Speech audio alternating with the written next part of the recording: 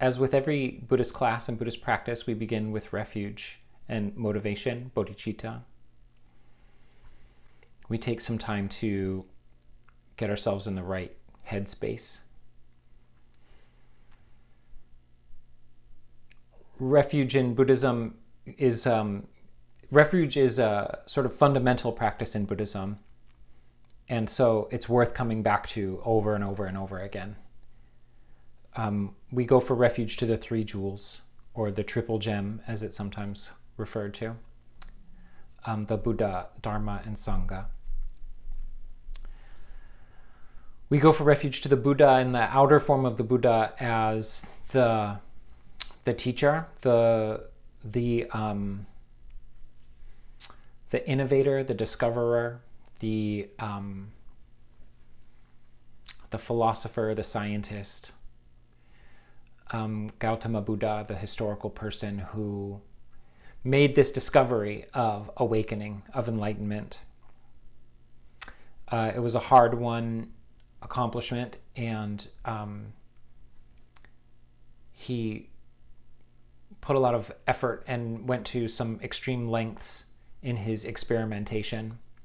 In his life, he studied with the main philosophers and main philosophical schools that were available to him, and in his pursuit of wisdom, he found each of the main schools of philosophy lacking, and it was through his own innovation and discovery that this profound awakening, nirvana, or full enlightenment, bodhi, that he came across it. So we go for refuge to him as sort of the discoverer, the progenitor of this lineage, of these teachings, of this methodology, and also as a kind of beacon of hope. One of the meanings of bodhi, and of the English translation that we use, enlightenment, means to illuminate, to remove the darkness. And so I like to think of Buddha as sort of a torchbearer, that he is lighting the path for us, and also sort of the light at the end of the tunnel is another kind of image that I find evocative for spiritual practice. And so Buddha is kind of the light at the end of the tunnel, the beacon, the pole star that we can orient our navigation around. So we can go for refuge to Buddha in that sense, that it's a reliable marker, that it's a trustworthy signpost to orient our own practice, our own spiritual life around. And then we also go for refuge to the inner form, the inner meaning of the Buddha, which is this kind of cosmic or metaphysical Buddha. This is more of the Prajnaparamita approach, that Buddha is not a historical person per se, but that Buddha is this potential of consciousness, like the very fact that we are possessors of consciousness, that we have experiences, means that we have this innate capacity to have a fundamentally different kind of consciousness in which we are not subjected to suffering. We're not subjected to ignorance and misunderstanding, where we can stop making the errors of creating the causes of misery in our own lives, and that we can live in this profoundly peaceful, awakened mode. And it's, I think, from a dualistic state, it's nearly impossible to imagine what consciousness would be like to function in a state of non-duality consistently and sustainably. But nevertheless, we take that as this marker. We go for refuge to Buddha in the sense that we have the capacity to have a transformed kind of consciousness. In the language of the Heart Sutra, that we have a consciousness that can be dwelling in emptiness.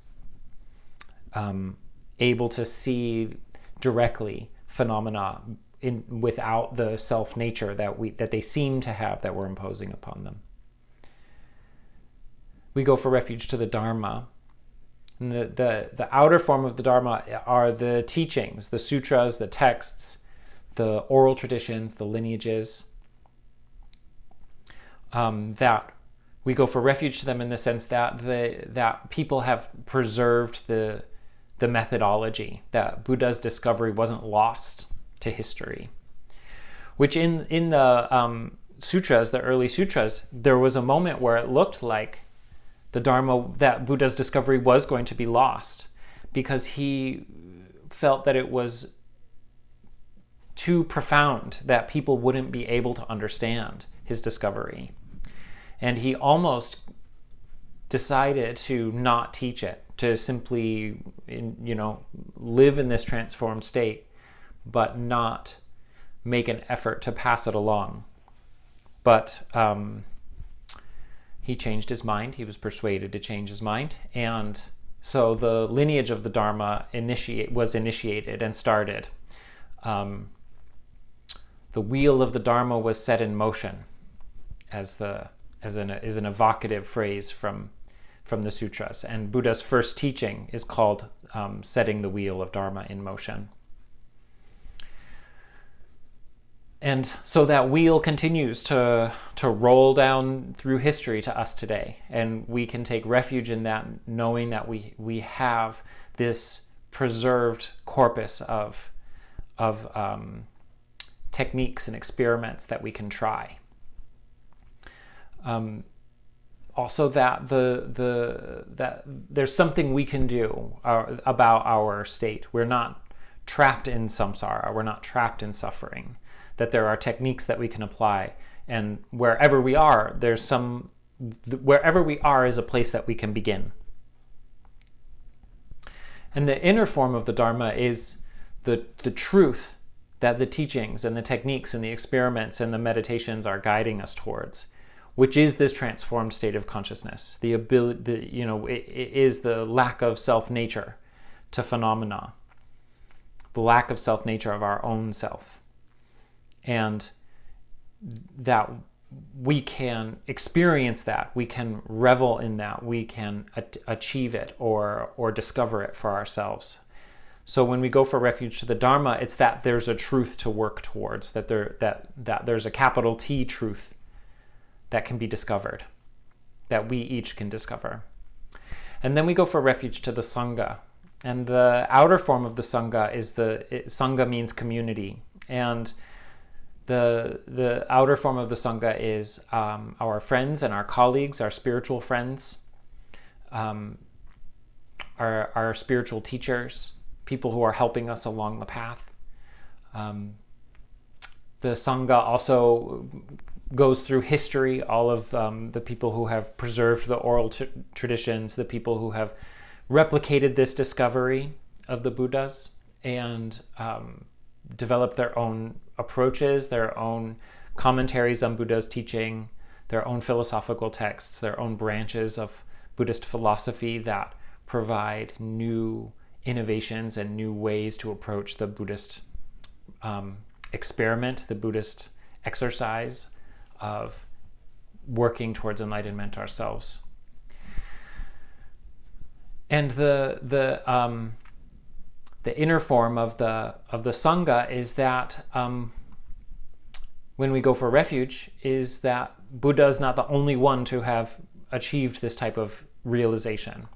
That there's not just one Buddha. Siddhartha Gautama was an outlier somehow, and he did this radical, crazy thing, and nobody else has been able to do it since. On the contrary, generation after generation of people have put these teachings into practice and made progress, and has produced many awakened people.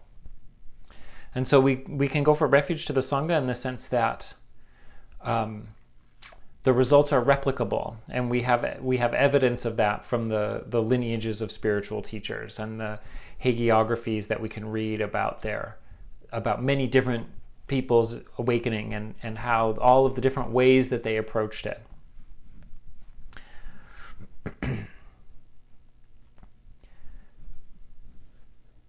the next step is to set our motivation, which this is a characteristic of Mahayana Buddhism, which is to recall that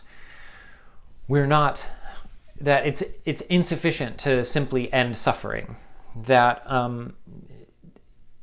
even though Buddha in his life, most of his teachings, or a large corpus of his teachings, were oriented towards identifying and uprooting suffering, and that ending suffering is itself a worthwhile goal. But in Mahayana Buddhism, we take it a step further and say that we actually have to work towards the ending of suffering for others as well. That ending our own suffering is necessary but not complete. It's Mahayana Buddhism would make a distinction between nirvana and anuttara samyak sambodhi, unsurpassed complete enlightenment. And so the anuttara samyak sambodhi is the result of working towards ending suffering for others as well as ourselves. That if we were able to reach nirvana, that we would look out upon a world and see other beings suffering, and we would realize that nirvana wasn't sufficient and that there was still more work to do. And in Mahayana Buddhism, we set that as our goal from the outset, that we're working towards the liberation from suffering of all beings. And because we set that as our motivation from the outset, it makes our practice more powerful and faster, more potent. So that's how Mahayana Buddhism would set the goal and set the practice. And so we set our motivation from the beginning, and that's called bodhicitta. And a being who has bodhicitta is called a bodhisattva. And we're familiar with that because here in the Heart Sutra, our main character, one of our main characters, is Avalokiteshvara. And Avalokiteshvara is a great bodhisattva, one of Buddha's chief disciples. And Avalokiteshvara is a bodhisattva whose specialty or his or her main practice was compassion. And at the beginning of the Heart Sutra, which is, just to remind you, is called the Heart of the Perfection of Wisdom Sutra. And so perfection of wisdom is this transcendent wisdom that Buddha has achieved. And the heart of it is to indicate that we are looking at only the most condensed, pithy instruction on how to realize the perfection of wisdom. And so Avalokiteshvara is someone who has already realized the perfection of wisdom, and in fact is dwelling in the perfection of wisdom. The text describes it as practicing the practice of the perfection of wisdom. So the text emphasizes that this is a process, and that Avalokiteshvara is in this process.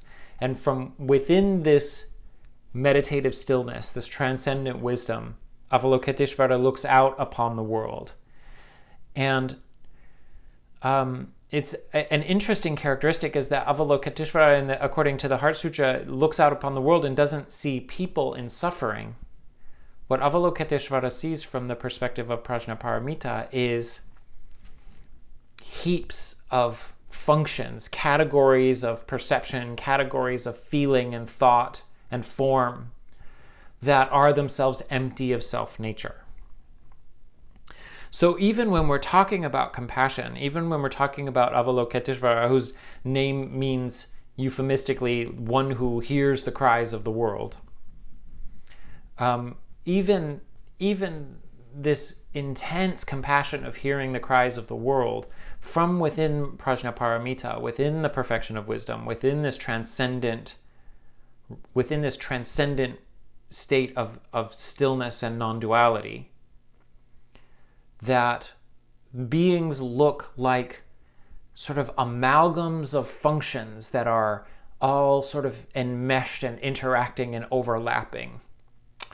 So when at the beginning of the text, when it says that Avalokiteshvara looks out upon the world, looks down upon the world, so to say, and sees all of these heaps, these skandhas, these collections of functions, and sees that these functions are all empty,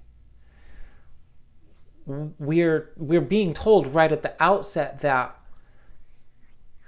things are not as they appear to us.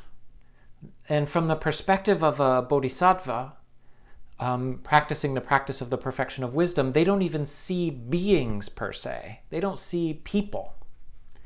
They see a web of interrelationships. And there's no self-nature to be found in any of it. And Avalokiteshvara then explains this to our other main character, Shariputra. Shariputra is an advanced spiritual practitioner, another one of Buddha's chief disciples, and Shariputra asks Avalokiteshvara, how does one practice the perfection of wisdom? And the rest of this text is how Avalokiteshvara answers that. And the first thing that Avalokiteshvara says to Shariputra is that all of these things, all of the skandhas, all of these functions are empty of self-nature. So he describes the heaps, the skandhas, and he says that the skandhas are empty, are emptiness, and emptiness is the skandhas. The skandhas are not other than emptiness, and emptiness is not other than the skandhas. Wherever we see the skandhas, that is emptiness, and whatever is emptiness, that is the skandhas. All phenomena have the characteristic mark of emptiness. All phenomena are not produced, are not destroyed, are not impure, and are not pure. They are not deficient, and they are not complete. And he says that this is all of the aspects of our body, all aspects of the physical world, all aspects of our mind.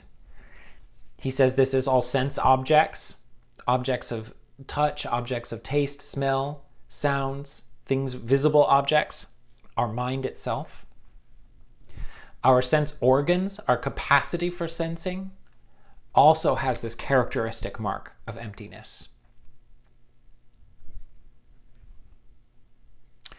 And he then goes on to describe Buddhist causation. And this is what we got started with. This is what we got into at the end of class last week, the 12 links of dependent origination. The 12 links are how early Buddhism describes the process of how the world comes into being. And this is where you can find the image on the link that I gave earlier. Did I give you the link? Okay.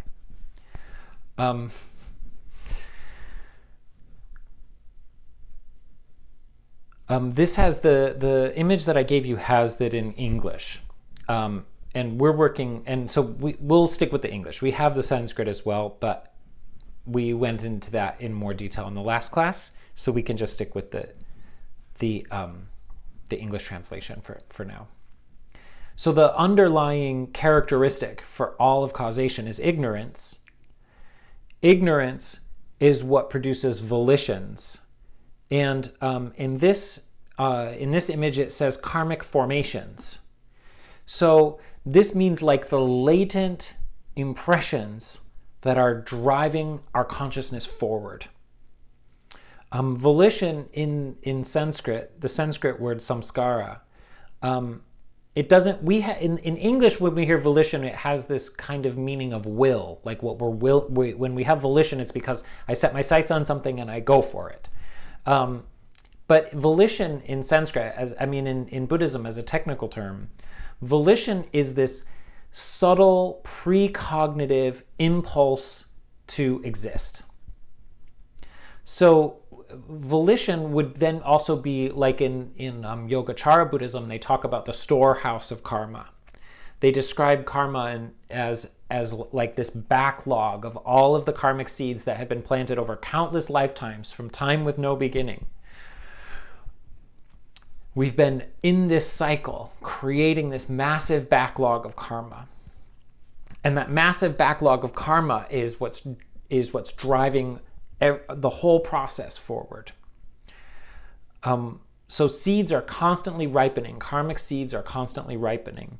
And the volition is the latent potential for all of the seeds for karmic seeds to be ripening. So volition is sort of this like urge to exist, this intensity that pushes us to be. So volition, karmic formations, is the predisposition or the tendency or the underlying cause that drives consciousness itself. So consciousness is here the capacity to experience, the capacity to think. There's no thoughts yet. We're just talking about the principle of consciousness, that samskara, volition, drives consciousness. Consciousness drives the next one, name and form. That's the tendency to reify things, the tendency to thingify things. This is what the Heart Sutra is calling the svabhava, the self-nature that things are empty of. That's wanting to thingify, wanting to identify objects, including our own body and our own mind, including to create, to identify our own self as objects. This is this is even before names and forms are even necessarily being applied to things. This is just the tendency to think, the tendency to reify, the tendency to thingify. And that tendency is what drives the fifth link, which is the 6 sense spheres, or 6 senses, as it's said on the image. Now, the 6 senses includes the objects of sense as well as the senses. So the 6 senses is not just the perceptual quality, but it's also the objects that we're perceiving. The Heart Sutra goes through and lists all of these, right? It talks about the sense organs, it talks about the sense objects, and it talks about the sense consciousnesses. According to this model, there are no sense objects independent of sense consciousnesses. There are no things that we're perceiving until and unless we're perceiving the things. And similarly, there's no perception unless there's a perception of something. And then the third ingredient is the consciousness that's capable of perceiving things. So that process, the senses, the process of sensing, is being driven by the tendency to reify things. So the urge to exist leads to consciousness. Consciousness leads to the need to identify objects, subjects and objects. The tendency, the need to identify subjects and objects is what produces the sense objects and the senses. So the process of perception and all of the objects of perception are coming from the urgency to reify, according to the 12 links of dependent origination, or the 12 links of interdependence. And that's what produces all of these subsequent things that we identify. Contact, which is the moment that we engage an object, the moment that the object actually comes to us, or we go to the object, is what it feels like to us, right? We think that we're like wandering around in the world bumping into objects. But according to this model, we're kind of the center point, and all the objects are emerging in conjunction with our sense perceptions and our sense consciousnesses, in this continual process of emergence that's driven by the tendency to reify, to need to see self as self and other and other as other. So that's what is this driving the ongoing contact. Contact produces feeling, which is the immediate response to the contact. Feeling is either I'm attracted to this thing or I'm repulsed by this thing. I want to get closer to it, I want more of it, or this is dangerous or painful and I want to get away from it. or neutral, right? We experience neutral feelings about lots of things. Things that we more or less are just not registering, right? Like the color of the wall behind me is neutral. Like it doesn't really invoke anything whatsoever. Whereas if the color of the wall was vermilion or teal, then you might have a different reaction to a vibrant color. So those are all feeling. When you walk into a room that's painted a bright color and you're just like, oh, either you like it and you want to go in, or oh, you don't want to go in. Just that momentary impulse, that reaction is feeling.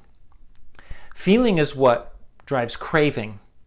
Craving is either you are moving towards the thing or moving away from the thing. So first there's the impulse. You see how this is like breaking down this process into these micro moments, these like subsections of experience. So feeling is the immediate the contact with something, and then the immediate attraction or repulsion or neutrality.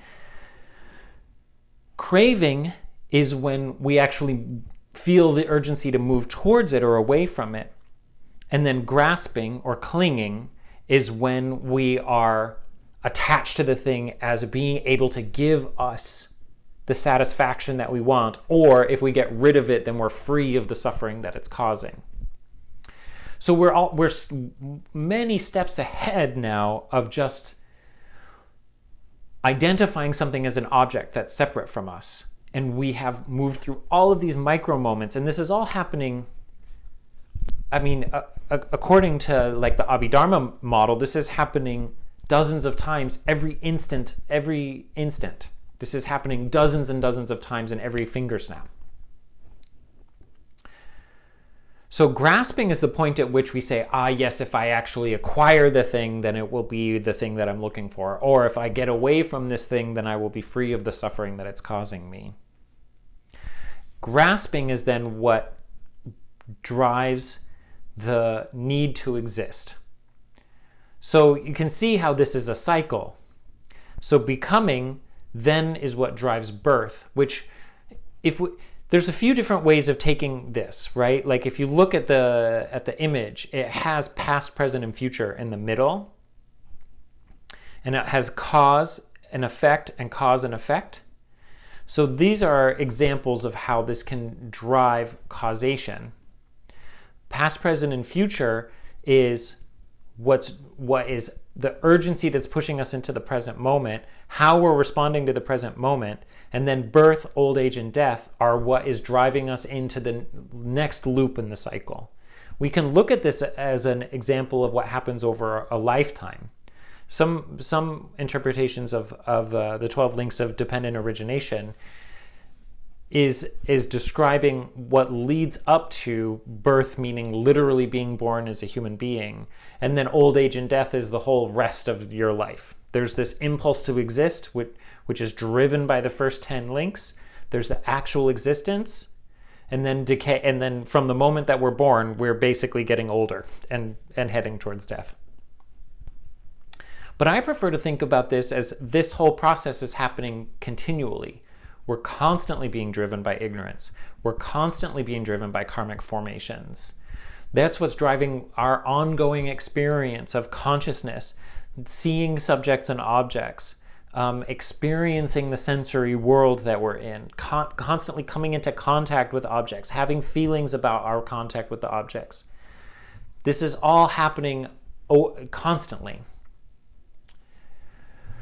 So the Heart Sutra also then says that it says there is no ignorance or destruction of ignorance, up to and including no old age and death, and destruction of old age and death. Now that second part is interesting because one of the things that Buddhism teaches us about the 12 links of dependent origination is that we can interrupt this process. And that's one of the ways that we can stop the flow of karma, the flow of causation that we're being subjected to, and move towards nirvana. If we can stop if we stop the ignorance, then we stop the karmic formations, We stop the karmic formations, we stop the consciousness, etc. And so in theory, interrupting this process of the 12 links of dependent origination will stop the entire flow of rebirth. So one of the things that the Heart Sutra is doing here is it's telling us that the 12 links don't exist, but it's also telling us that interrupting the 12 links doesn't exist. This is provocative because it's one of the ways that the Heart Sutra kind of attacks other Buddhist ideas and challenges the things that we have been led to believe. I'm talking about us philosophically, that we've been led to believe that these are the processes through which we can achieve nirvana, and the Heart Sutra is telling us that these are false ideas. So moving on to the next verse, or the next line rather, the Heart Sutra then says, na dukkha samudaya nirodha margaha. If you're following the text, that's the line that we're on.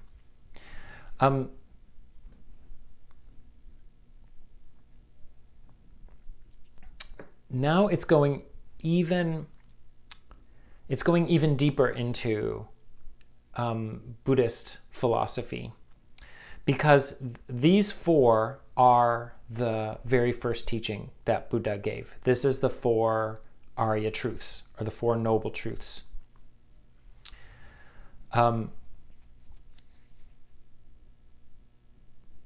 The Four Noble Truths are the basis and the foundation of all other Buddhist teachings. And even though there's a proliferation of different Buddhist philosophies, one of the markers for Buddhist philosophy, Buddhist teaching, is, does it relate to the Four Noble Truths, or does it not relate to the Four Noble Truths? And if it relates to the Four Noble Truths, then that's a marker, a characteristic that it is a Buddhist teaching. The Four Noble Truths are,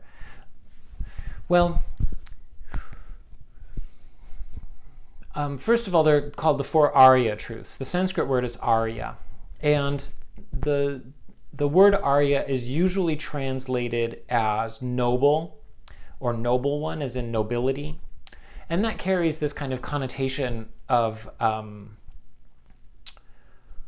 sort of aristocracy, or it has this idea of kind of an exalted kind of person. But an Arya is referring to something specific in Buddhism. As with a lot of these things, we're translating it into English, and we're working with this English translation, but we're talking about technical terms that have quite a bit of embodied meaning in them within Buddhism. And so the truths of the Aryas, the Aryas are awakened beings.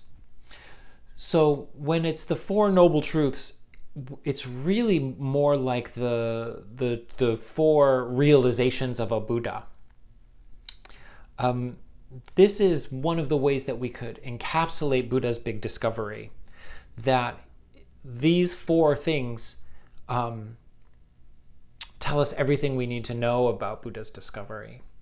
And as a result, they are something that we need to work towards a Buddha's enlightenment. But it's also a marker of success in practice, is the depth to which these four truths seem clear and self-evident. These sort of transitions called realizations, where we go from having an idea about something to having a visceral experience of it as true.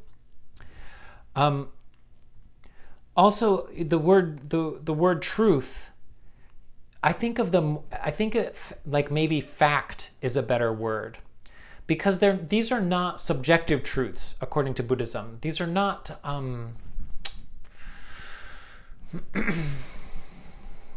they're not I don't know, how would you put it? They're not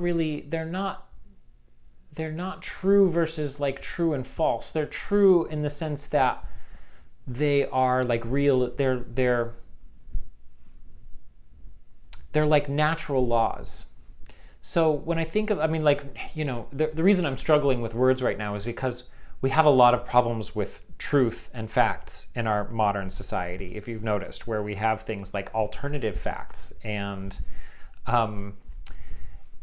where truth is something that is subjective. And some people think that, science is producing valid truths about our world, and other people think that science is not producing valid truths about our world, and then we don't even agree on what we mean when we say truth. But I think also that there's another definition of the word true, which is like true in the sense that a compass can be true. It's true in the sense that it's pointing in the right direction. It's or I think they use this in building, right? Where when you're trying to get like timbers aligned properly, then when they're aligned properly, they're true. And I think of this like 4 Noble Truths, 4 Arya Truths, as having that definition of truth as well. Like we have a compass, and if the compass is working properly, we can trust the compass. It's true in that sense. And so it's not necessarily, like, another way of looking at this is that they're not true in the sense that they're facts, but they're true in the sense that they're accurate. They're true in the sense that that we can trust them and that we can follow them.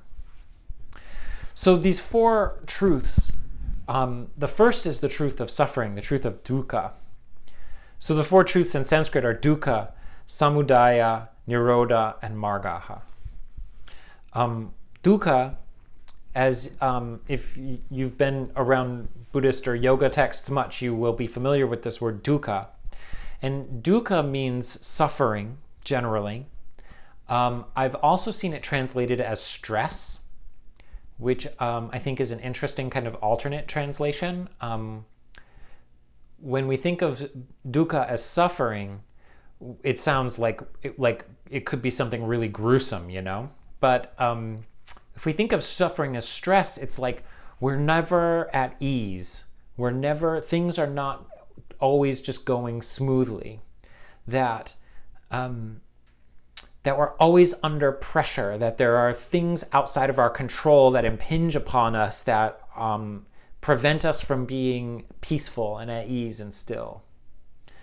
The word dukkha really in Sanskrit also is the word that's used to describe when a wheel on a cart doesn't fit properly on its axle. And so I think of it as kind of an onomatopoeia, right? Dukkha sounds like if you're riding in a car where one of the wheels is kind of like off kilter or something like that. Dukkha, dukkha, dukkha, dukkha. You're like bumping down the road as you go. So I think of dukkha as also like it's a rough ride. We're like on a dirt road with like a damaged wheel, and like we're making progress, but it's not a comfortable ride. But usually when we talk about in Buddhism, they'll use the word suffering. And so, this is one of the things that Buddhism is kind of famous for, is saying life is suffering, and that's the first of the 4 Noble Truths. But there's a lot more to it than that. It's that we're sort of our suffering is habitual. It's not that we're suffering because it's being like imposed upon us by some external force. It's that we have a habit of suffering. We have a habit of having a rough ride. And it doesn't feel that way, but that's why Buddhism is trying to draw our attention. That's what it's trying to point to. It's saying, one of the metaphors for suffering that Buddha used in one of the old scriptures is the two dart problem. And Buddha says that, like, your karma ripens and bad stuff happens to you, and it's like getting shot with an arrow. And getting shot with an arrow sucks. You're in pain. It's really bad. But he says getting upset about it is like stabbing ourselves with a second arrow. And we don't have control over the first arrow, but we do have control over the second arrow. And so this is one of the ways that Buddhism is trying to draw our attention to suffering. And that's the second of the four Arya truths, samudaya. Samudaya means producing or cause, and it's implying suffering, that suffering isn't something that's outside of our control. It seems like it is because it seems like it has a svabhava, and that's what Heart Sutra is really getting at. That suffering is caused means that it's not random. It's not happening because of things outside of our control. There's a cause, and the cause is craving. So really, you could say that the second truth is that suffering is caused, but you could get to it, even put a finer point on it by saying suffering is caused by our craving. Wanting things to be a certain way, wanting things to be different than they are. That's the second dart and the second arrow. And we keep sticking ourselves with the arrow saying, I don't want it to be like this. And then we poke ourselves with the arrow, making it even worse. So this is the second of the Four Noble Truths, is that suffering has a cause. And this is actually hopeful. This is good news, because it means the third noble truth is that there's an alternative. Nirodha. Nirodha means it can be stopped. There's a cessation. There's a way to end suffering. And now we've got really good news, because here's where it's like, sign me up, because okay, there's suffering, that's a bummer. Suffering is caused. Well, okay, thanks. There's an alternative to suffering. Suffering can be end. Nirodha, cessation. The end of suffering is possible. Okay, now I'm interested. And so the third of the noble truths is that of nirvana, right? The cessation of suffering is nirvana. This experience of no more suffering. And then the fourth of the Arya truths is margaha, which means path or road. And what that means is that there's a technique. There's stuff you can do. There's a path to the end of suffering. So the first Arya truth is that there's suffering. There's this pervasive suffering, stress, discomfort, dis-ease, rough road, flat tire kind of situation that we're in. That there's a cause for the suffering, which is that we want things to be different than they are. That the suffering can be ended. That there's a way to exist in peace and a basic kind of joy. And that there's a path. There's a technique that we can put into practice. So this is one of the things about, this is why we're doing this Decoding the Heart Sutra class, is that the Heart Sutra is based on this assumption that you're well versed in all of these ideas, because it just mentions all of these things in passing with this assumption that you're well versed in all of these philosophical ideas and these Buddhist principles, so that we can go after them with shunyata, with emptiness. So it's worth mentioning. It's worth breaking down what these things that it's talking about are. So the fourth of the four Arya truths itself, we're not going to go into a lot of detail with these, but you've probably heard of the Eightfold Path, also called the Noble Eightfold Path.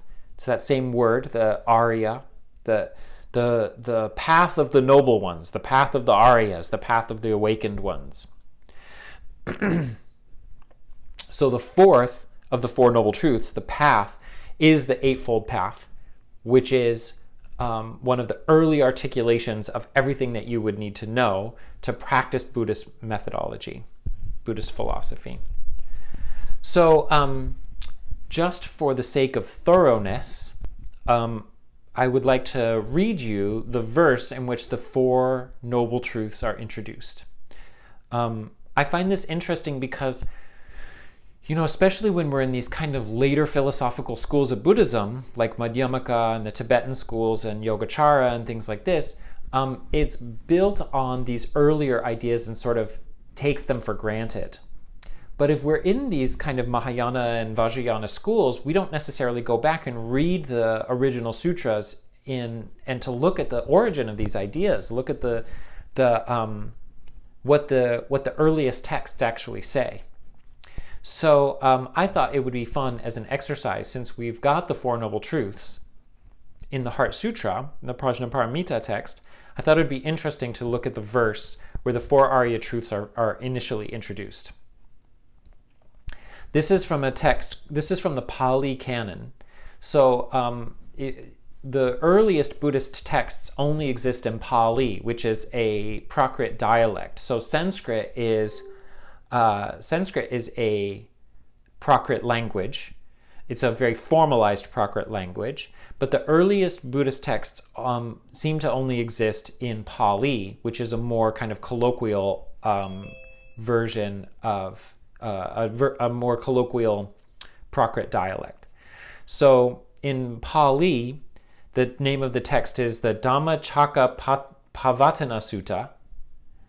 In Sanskrit, that's Dharmachakrapravartana Sutra. And in English, that means setting the wheel of Dharma in motion. So we have pravartana, which means to set in motion, chakra, which means wheel. It's the same word. If you heard the yoga idea of chakras, like energy centers, it's the same word. And it literally means wheel in Sanskrit. And dharma, which is one we've talked about a lot, which is in this case, in this context, dharma means Buddha's teachings. So we're setting the wheel of the Dharma in motion. And that's the name of the text. Okay, I'm going to read this verse. Now this, mendicants, is the noble truth of suffering. Birth is suffering. Aging is suffering. Death is suffering. Sorrow, lamentation, pain, distress, and despair are suffering. Association with the unbeloved is suffering. Separation from the loved is suffering. Not getting what is wanted is suffering. And this, mendicants, is the noble truth of the origination of suffering. Second, the craving that makes for further becoming, accompanied by passion and delight, relishing now here and now there. That is, craving for sensual pleasure, craving for becoming, craving for non-becoming. And this, monks, is the third, or mendicants. This, mendicants, is the noble truth of the cessation of suffering, the remainderless fading and cessation, renunciation, relinquishment, release, and letting go of that very craving.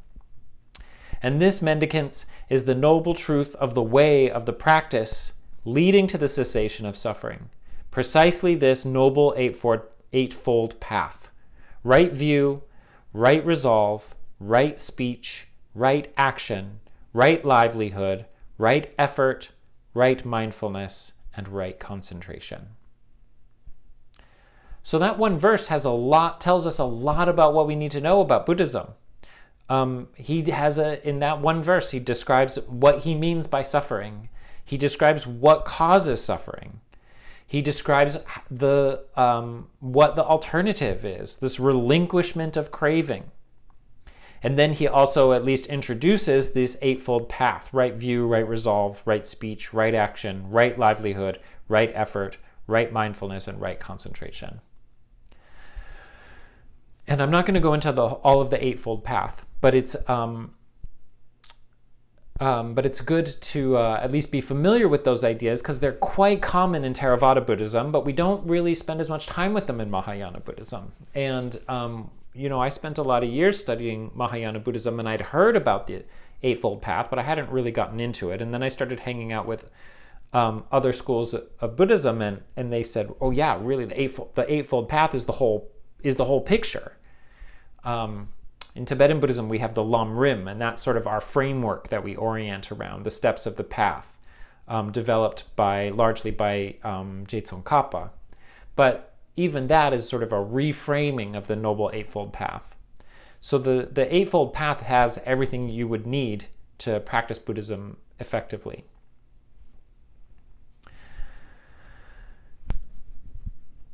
And that's part of what's interesting about Buddhism, is there's all of these different philosophical systems, all of these different approaches, different ways of approaching the problem and the solution.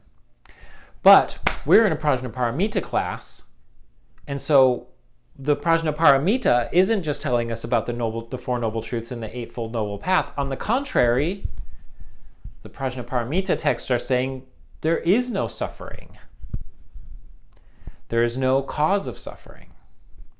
There is no cessation of suffering, and there is no path to the cessation of suffering.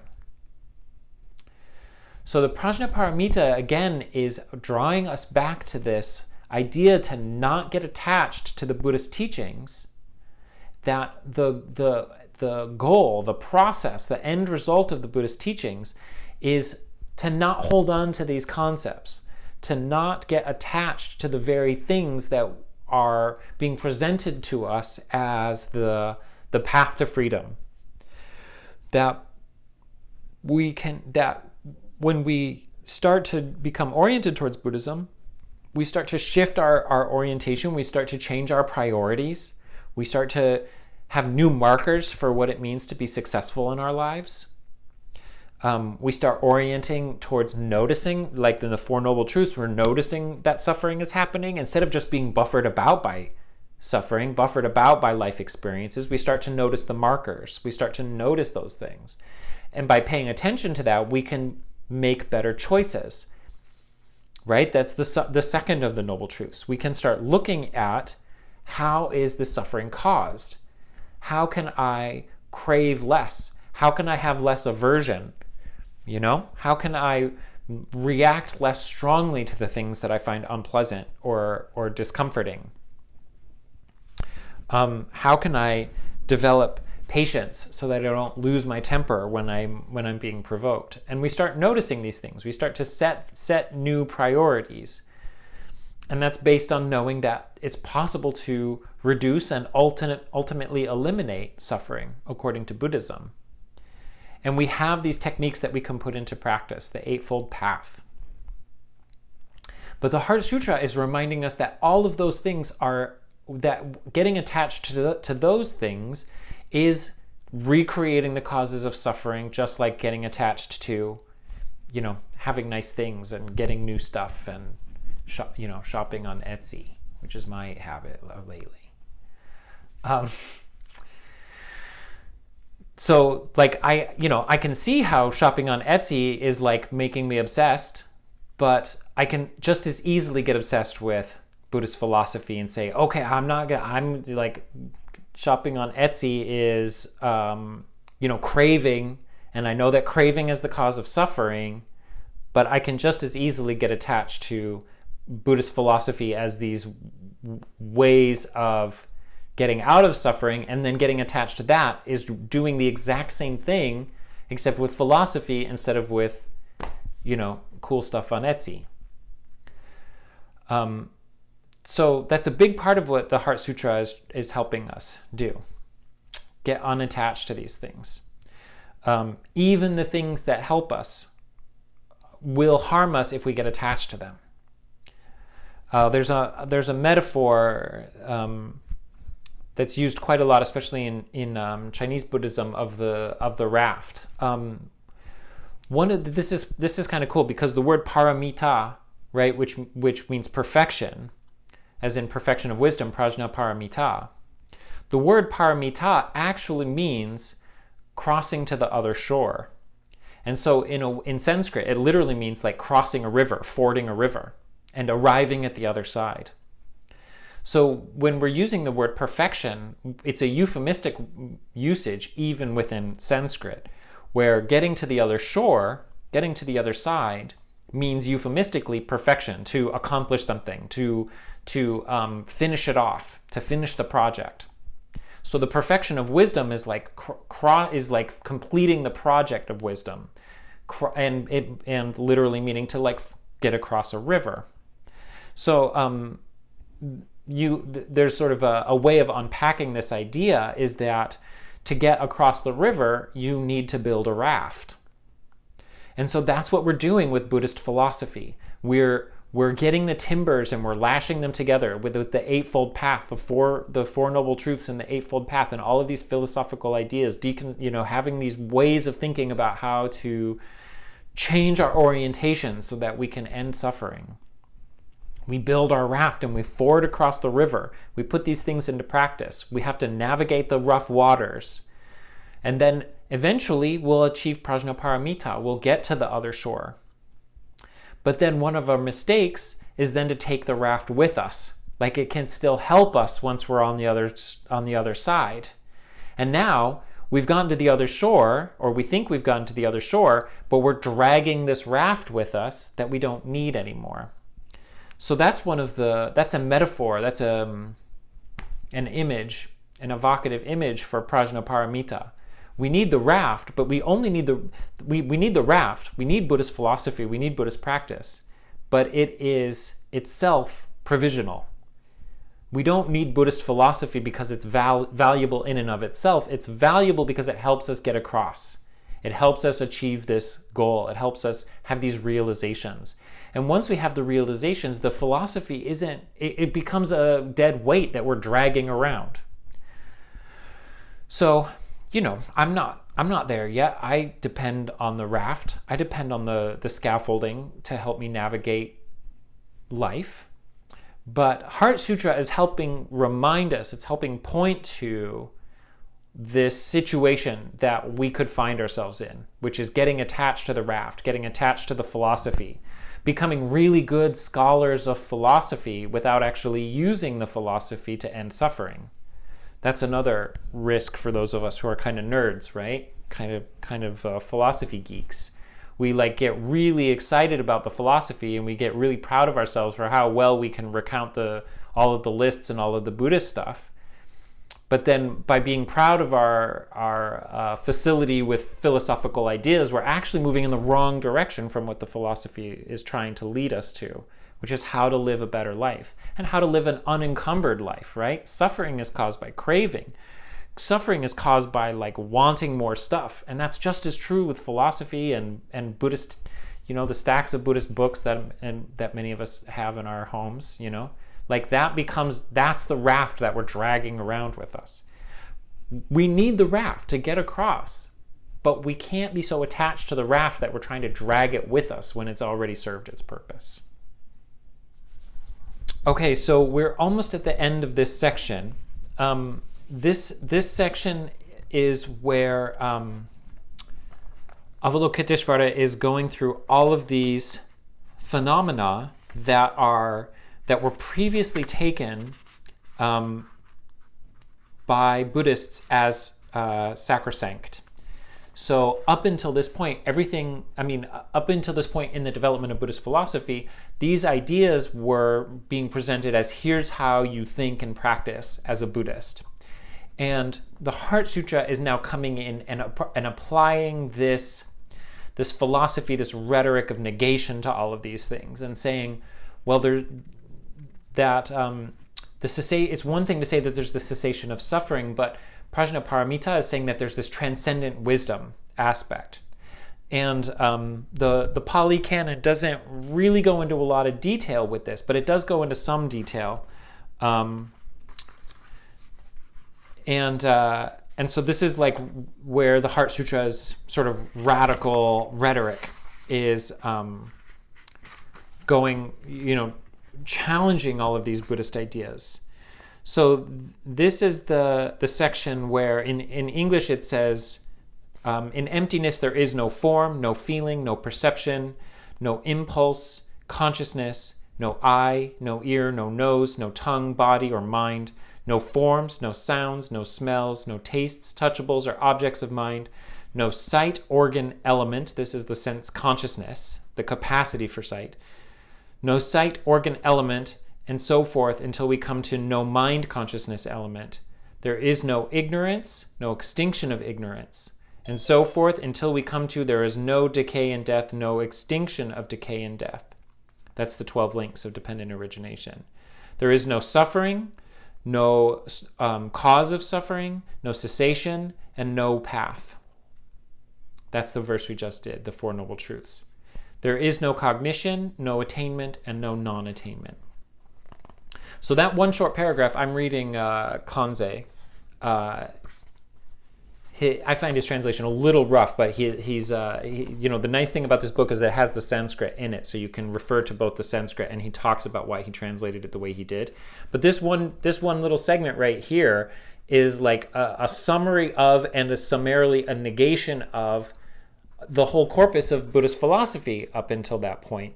So these few lines are so packed with content and with meaning, and that's the section that we've been on. And there's one last line in that which we'll do tonight, and then next week we'll do the conclusion and the practice of Prajnaparamita, the section on the practice of Prajnaparamita. So the last line of this section is na jnanam na praptir na praptihi. So jnana, this is This is the same word that's in prajna, jnana, the root jna, to know. So jnana is knowledge, cognition, or understanding. And in this section, it's specifically referring to everything that's been said up until this point. So when he's talking about jnana and saying that there is no knowing, there is no understanding, what he's saying, the knowing that he's referring to is Buddhist philosophy as a whole. So if you had been studying Buddhist philosophy under that framework, you would be really focused on the Four Noble Truths, the Eightfold Path, the 12 links of dependent origination, the 18 sense, the 6 sense spheres, which is the 18 dhatus, the organs, the objects, and the consciousnesses. Those are the kinds of things that you would be really focused on studying and deeply understanding and meditating on those processes. And that is what would be summarily called cognition or understanding, the jnana. The jnana that you'd be focused on would be all of these things. And here at the conclusion of this section, the Heart Sutra is saying there's nothing to understand. There's nothing to hold on to. The whole philosophical system is itself provisional. And this is quite this pulling the rug out from under us. He says na praptihi. And prapti is attainment. So this is, again, a specific thing. It refers to something specific. And if you've been studying Buddhism for a while, you might be familiar with these terms. But there's something specific that he's referring to when he talks about attainment. And these are the 4 stages of becoming an arhat. And these are called the stream enterer, the once returner, the non-returner, and the arhat. So in early Buddhism, in Theravada Buddhism, these are the stages of realization that are leading you up to. These are the markers, the realizations, the attainments in meditation that you'd be seeking in order to move you towards nirvana. So a stream enterer is the stream that it's referring to, that you're entering, is the stream towards nirvana. A stream enterer is someone who has had this fundamental transformation through meditation. They've developed this meditative awareness, this meditative stability, concentration. Like I've referred to before, we have the stages of concentration, the stages of meditation, this chart. This is a Tibetan rendering of the same idea. But once you realize a state of meditation, that there's a sort of absorption that happens that changes your consciousness In some schools of Buddhism call this the direct perception of emptiness. And this is when you have a taste of this kind of emptiness, this taste of this non-dual awareness. It's like a taste of nirvana in the sort of Theravadan schools. It's a transformative experience in that your identity is absorbed, your identity disappears. You're absorbed in your meditation so completely, so fully that the subject-object relationship completely collapses, and you lose yourself in this meditation. And it lasts for a period of time, and then you re-emerge and your identity is intact, but you know without a doubt that enlightenment is possible, that nirvana is possible. Because this state of meditation changes your consciousness in a fundamental kind of way. And this is called a stream enterer, because again, we go back to this raft metaphor, but instead of crossing to the other, or this stream metaphor, but instead of crossing the stream, now you're being swept along the stream. But that's a good thing in this metaphor, because when you're a stream enterer, you're being whooshed along down the river towards enlightenment. And what it means is that your process is irrevocable. You are a stream enterer is someone who is moving directly towards enlightenment. And some of the texts say that you've got a maximum of 7 lifetimes or 15 lifetimes or something like that, but that you're not going to, most importantly, you're not going to revert. You're not going to fall back down into a lower form of birth. Because that's one of the concerns with this rebirth process, is that if we're being driven by this karmic process that the 12 links is describing, and our volitions and the name and form and all of that stuff is happening, it's not part of our conscious awareness or our conscious control, that when we go to the old age and death and then we start the process over again, driven by ignorance, we could be reborn as any type of creature in the universe. There's no guarantees that we're going to be reborn as a human, or that we're going to have the types of resources that we do as a human today, because it's possible to be reborn as a human, but a human who doesn't have the time or the intelligence or the resources to practice Dharma. Or you could be reborn as a human in an era in which there is no Dharma and people are not interested in spiritual practice, and you're never exposed to spiritual teachings. These are the types of the risks of dying when you're not under control of your karma. So one of the big perks, one of the big bonuses of being a stream enterer is that you're not going to have any lower rebirths. So this is nice, because even if we're saying like nirvana or anuttara samyak sambodhi, these like very advanced states of spiritual awareness seem out of reach, something that's maybe feels more accessible is that there's a transformative experience that you can have in meditation, and then you'll have total confidence and trust that you are inexorably heading towards nirvana, that you're inexorably heading towards enlightenment. And that kind of, you can imagine that might take the pressure off, right? That could alleviate some of the stressors of life if you had this absolute confidence that enlightenment was possible, and you had this confidence in yourself that you were heading towards it without risk of a lower rebirth, of being reborn as a cockroach or a wild animal or something like that. So a stream enterer is it's like the first stage. I mean, it's not enlightenment, but it's like the first stage of enlightenment. It's like getting a taste of enlightenment, knowing for sure that it's possible. They say that one of the mental afflictions that's eradicated for the stream enterer is the mental affliction of doubt.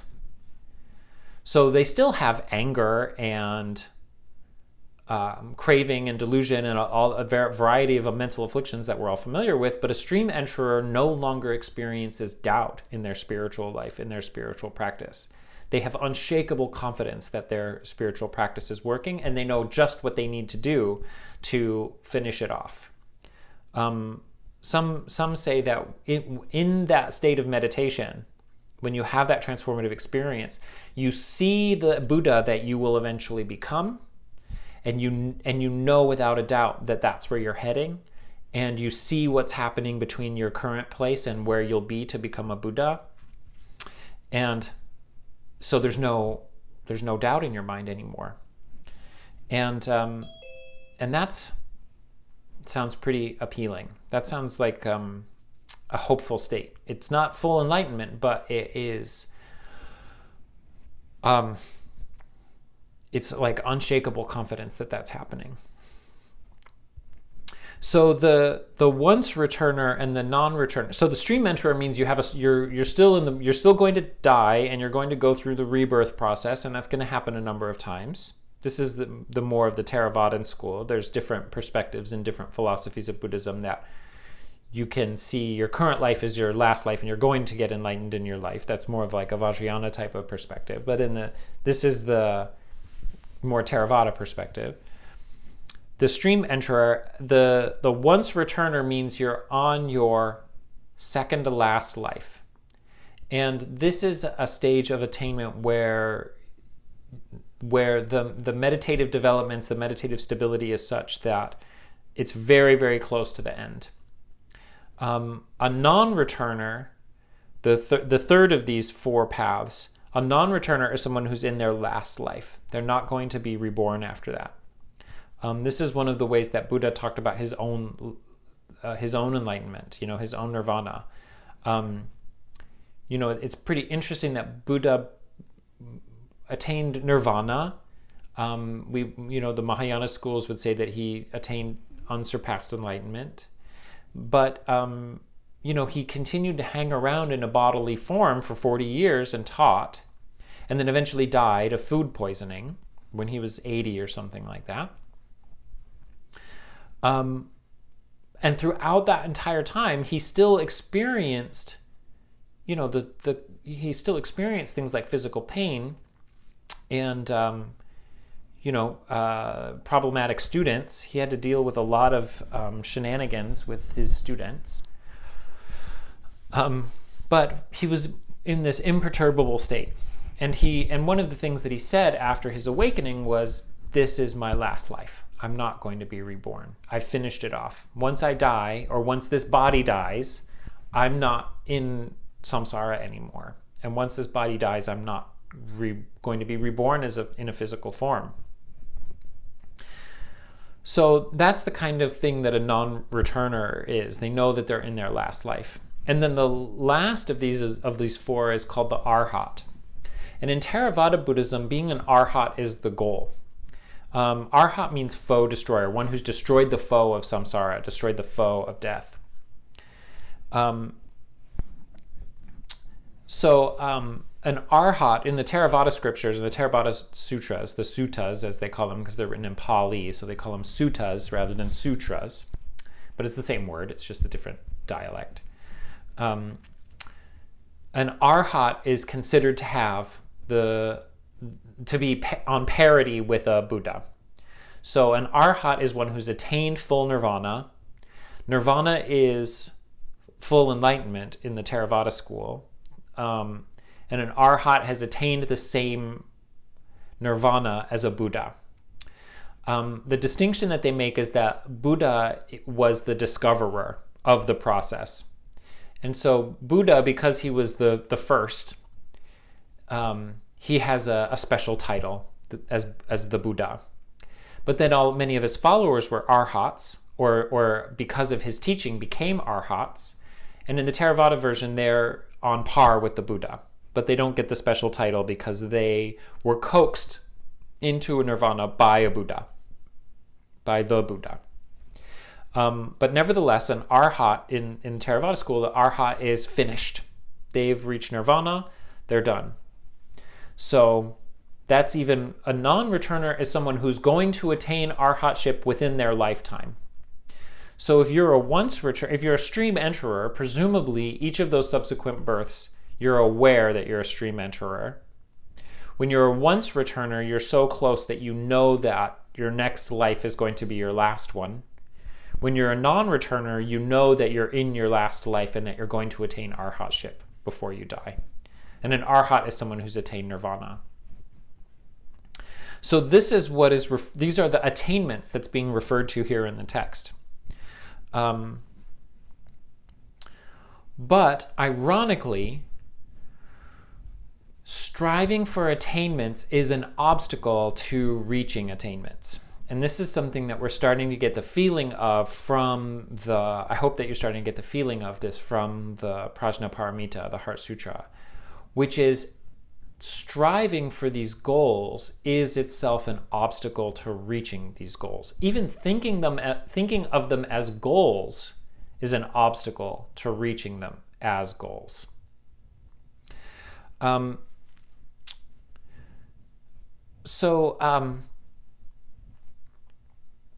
That's why the next part of this line is non-attainment. There's no attainment. These four stages of an arhat are striving for these stages of an arhat create the obstacles that prevent you from attaining these stages.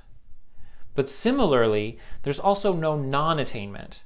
So it's not that the stages don't exist, right? This is, again, this weird liminal space that Prajnaparamita wants us to hang out in. It's saying, like, there's no attainment, because if you strive for the attainments, you're going to block yourself from actually having these realizations. But there's no non-attainment, meaning that that the realizations don't exist. But you have to kind of function in this way where you're neither striving for the attainments nor not working towards them at all. You can't just be lazy and not doing any spiritual practice at all and just hanging out on Etsy all day. You have to be doing something. But if you're trying to do something, you're creating obstacles to having the realizations that you need to have in order to move closer to the goal. Thinking of it as a goal is an obstacle to moving closer towards the goal. And this is like the Prajnaparamita is trying to get us. This is what emptiness is all about. Emptiness is not nothingness. This is one of our sort of nihilistic, materialistic, or anti-materialistic philosophies of the West, is that, well, if they're talking about voidness or emptiness, we imagine this like blankness where nothing is happening. That's one of the problems with nirvana too. People think nirvana literally means to blow out, to extinguish. And so some Western interpretation of nirvana is that nirvana means that there's nothing happening, like you extinguish your consciousness. But Buddhism would say it's impossible to extinguish consciousness. Consciousness is pervasive. But you're extinguishing something. Interestingly, also, nirvana, this is, again, the non-attainment, because nirvana is not an acquisition. Nirvana is a stopping of a mistake. And I think this is part of what gets us a little bit closer to what Prajnaparamita and emptiness is pointing to, is it's not an acquisition. It's not something that we work towards. It's not something that we acquire. Like these attainments, just using that word attainment is like, if I accumulate enough something, then I'll become a stream enterer. And if I accumulate some more, then I'll be the attainment of a once returner, you know? Like if I get this, if I like hoard enough gold, then I'll be the thing that I'm trying to be. But the attainments don't work that way. Just calling them attainments is a wrong way of thinking about them. So we could say that they're non-attainments, but here the Heart Sutra is saying that they're not non-attainments either. But then, so we come back to nirvana. Nirvana is a stopping of a mistake. It's not something that we do. It's not something that we start doing right. It's something that we are currently doing wrong, and then we stop doing it wrong, and then we can see clearly. And this is what Buddhist teachings, and especially Prajnaparamita, especially emptiness teachings and transcendent wisdom, is trying to lead us to. That there's a mistake that we're making, this pervasive mistake that we're making, and we can interrupt that mistake. And there's many ways of looking at what the mistake is. The 12 links of dependent origination is a great one of micro moments of here's how ignorance is causing this whole cascade of all of these things that's doing all of this. But then if we get attached to that model, then we're like, oh, I have to interrupt between craving and clinging. I have to be constantly watching for when craving turns into clinging and get a wedge in there to stop doing that. But Prajnaparamita says trying to do that is just another form of striving. It's just another form of getting attached to things being a certain way, getting attached to our categories.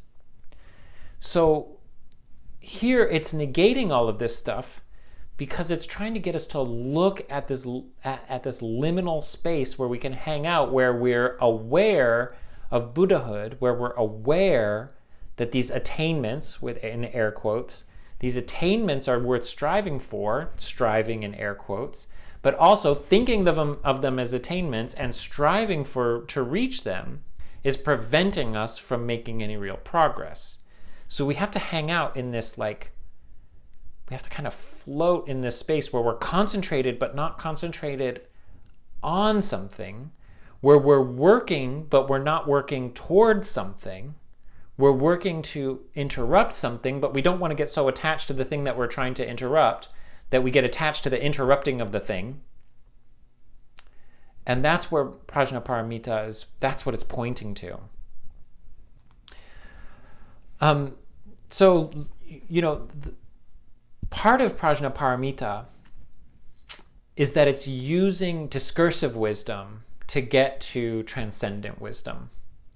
So there are other forms of spiritual practice that are not the same type of wisdom-based practices, right? Like there's bhakti yoga, which is like just this open-hearted devotion.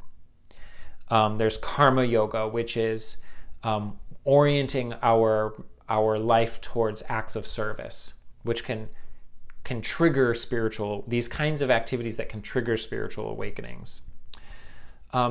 Prajnaparamita is for people who like to think about things, who like to wrestle with ideas. And so part of the Prajnaparamita, part of the Heart Sutra, is that it assumes that you know a lot about Buddhist philosophy and that you're used to struggling with these ideas.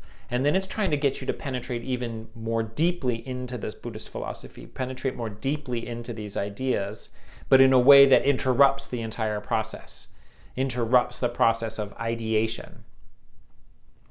But it's for people who are into this kind of like scholastic type work, who are into this kind of like working with ideas.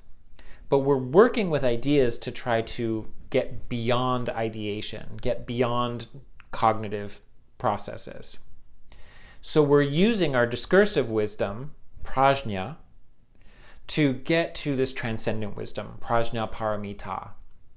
We're crossing over, which means we are building the raft and we are using the raft, but the purpose of the raft is only to get to the other shore, and the raft is not valuable other than that. And so that's kind of the audience of the Heart Sutra. That's who it's speaking to. One of the challenges with using the Heart Sutra in the modern day is that we're not immersed in a monastic environment. We're not living in a Buddhist university where from age 6 years old we spend our entire life studying philosophy and reading and memorizing Buddhist literature and debating with other monastics and so on. So we're at a bit of a disadvantage with the Heart Sutra because it is, it's coming from this place where it assumes that that's the environment that we're in. So we kind of have to reconstruct the corpus of Buddhist philosophy that Heart Sutra is challenging philosophically, attacking philosophically. And so that's what we're trying to do in this class, at least get started in that process and hopefully make some good progress with how to use this text, both as a philosophical text, but also as a practice text, both for developing our thinking around Buddhist ideas, but also getting used to this idea that we're going to sink the raft. We're not going to keep the raft once we've done what we need to do with it. So there's two sections left in the text, and they represent the conclusion of the text and also the practice of Prajnaparamita. The big kind of cash out at the end of this text is that Avalokiteshvara after going through this philosophical discourse, he then says, here's how to practice the perfection of wisdom. Here's what to do. Which is a bit ironic because we've been negating everything that we think we're supposed to be doing, but he gives us a new type of practice. And that's pretty exciting. So that's what we'll be doing next week. So it's customary to conclude a Buddhist practice, Buddhist teaching. It's customary to dedicate the merit. Dedication is a powerful practice, and it ties directly into the setting our motivation of bodhicitta at the beginning. Because we are in this flow of karma, this flow of causation, we can exert some influence over how that causation is working.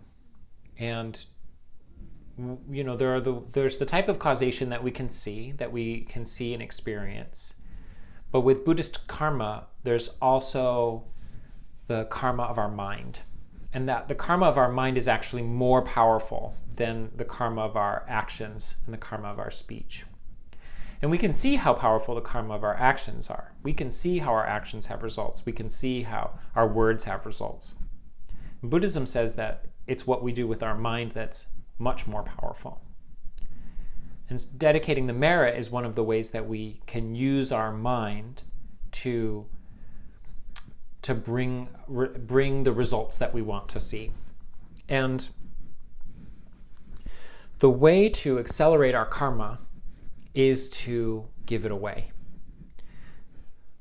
What we wish for others is more powerful than what we want for ourselves. And we can see that in a way that this is true, that what we want for ourselves is what's driving the greed, the craving and delusion, which is underpinned by ignorance, which is the whole problem here. And we can interrupt that process by wanting good things for others. We can still want things. We can still want all the good things. We just want other people to have them. And so we can use that craving. We can use that urgency to accelerate the process of helping others, the process of benefiting others. And so dedication is a way of using that, where we imagine that the good karma that we've generated through studying and contemplation, through our meditation practice, through our spiritual efforts, that these intentions, that these efforts have real power, real potency. And they become even more potent, more powerful when we give the results away. So dedicating merit is imagining that the good karma that I'm generating with my efforts can be like duplicated and expanded, and those karmic seeds, instead of being planted in my heart, they get planted in everybody else's heart. I want them to have the results. I wish that my good efforts ripen on other people. I'm not going to be free from suffering until I look out on a world and see everyone else free from suffering. So I want them to get enlightened before me.